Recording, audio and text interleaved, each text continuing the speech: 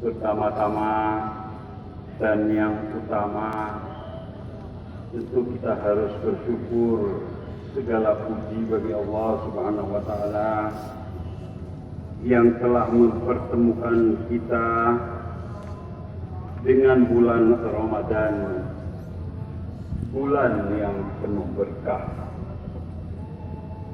bulan yang di awalnya ada rahmat, pertengahannya ada keampunan, dan di penghujungnya insya Allah ada pembebasan dari api neraka.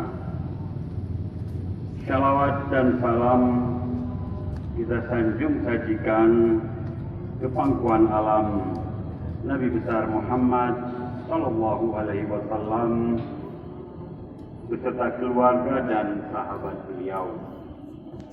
Rasulullah yang melalui hadisnya beliau bersabda, barang siapa senang dan gembira dengan kedatangan Ramadan, Allah mengharamkan jasadnya dari api neraka.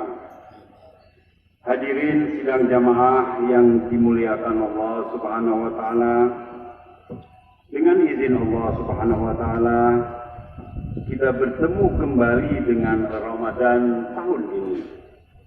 Ini adalah karunia Allah yang luar biasa kepada kita semua, yang patut kita syukuri, yang wajib kita syukuri.